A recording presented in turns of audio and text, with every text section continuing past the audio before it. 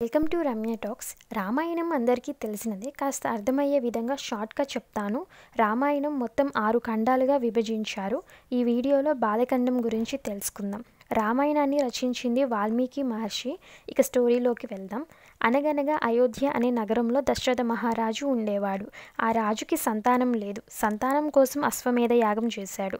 ఆ యాగాన్ని ఋష్యాశృంగుడి చేత జరిపించాడు. రావణుడు అనే రాక్షసుడు దేవతలందరినీ ఇబ్బంది పెడుతున్నాడు. బ్రహ్మదేవుడు రావణుడికి ఒక వరం ఇచ్చాడు. ఆ వరం ఏమిటంటే మానవులు తప్ప ఎవరు అతన్ని చంపకూడదని. ఈ విషయం తెలుసుకున్న శ్రీ మహావిష్ణువు రావణుని సంహరించడానికి మానవ రూపంలో దశరథ మహారాజుకి 3 భార్యలకు 4 రూపాల్లో పుత్రుడిలా జన్మించాడు.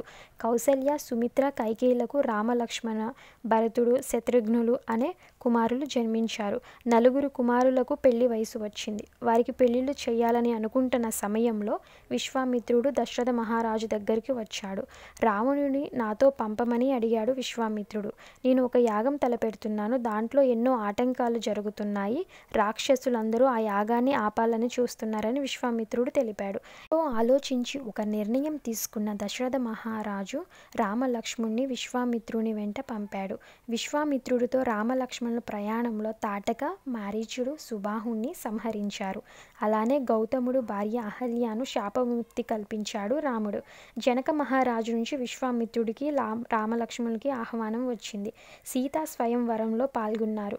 రావణుడితో సహా శివధనుస్సును ఎవరూ విరచలేదు. విశ్వామిత్రుడి ఆజ్ఞతో రాముడు శివధనుస్సుని విరిచాడు. ఈ విషయం తెలుసుకున్న దశరథుడు మిథిలా నగరానికి బయలుదేరాడు. అందరితో ఎంతో అంగరంగ వైభవంగా సీతారాముడి వివాహం జరిగింది. అలానే లక్ష్మణుడు ఊర్మిళతో, భరతుడు మాండవితో, శత్రుఘ్నుడు శృతకీర్తితో వివాహం ఆడారు.